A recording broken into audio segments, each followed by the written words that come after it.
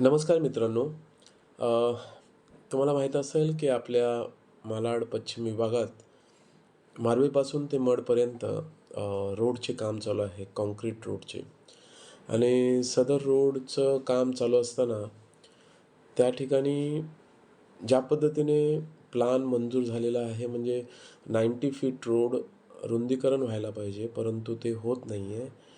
Even ज्या ठिकाणी जागा अवेलेबल आहे, जिकडे काही कन्स्ट्रक्शन नाही, काही अ, अनधिकृत पद्धतीने अतिक्रमण नाही, त्या ठिकाणी सुद्धा रुंदीकरण होत नाही आहे.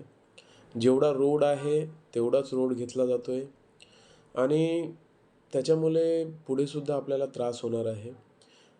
तसंच आता माहिती भेटलेली आहे, की जे कंत्राटदार आहेत, ज्यांनी हे काम पूर्ण उचललेलं आहे, त्यांचे जे सब कॉन्ट्रॅक्टदार आहेत, त्यांना पैसे भेटत नाही आहेत. त्यांना केलेल्या कामाची रक्कम अदा होत नाही आहे. म्हणून हे काम बंद पडलेलं आहे. मग ह्याचा भूदंड रहिवाशांनी सहन करावा का? रहिवाशांना किती त्रास होतोय येण्या-जाण्यासाठी. ज्या ठिकाणी अर्धवट खोदकाम करून ठेवलेलं आहे, अर्धवट रस्ता बाकी आहे. जाण्या-येण्यासाठी नागरिकांना खूप त्रास होते. अपघाताचे प्रमाण वाढलेलं आहे. यासंबंधी मी संतोष कोली, महासचिव, भारतीय मच्छीमार काँग्रेसच्या वतीने आपले सन्माननीय नवनिर्वाचित आमदार अस्लम शेख साहेब यांना पत्र लिहिलेलं आहे.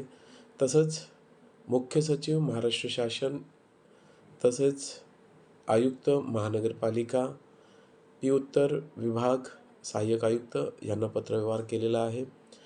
या सर्वांना माझी विनंती आहे की आपण आपल्या परीने अधिकाऱ्यांना सूचित करावे व सदर काम लवकरात लवकर व्हावं.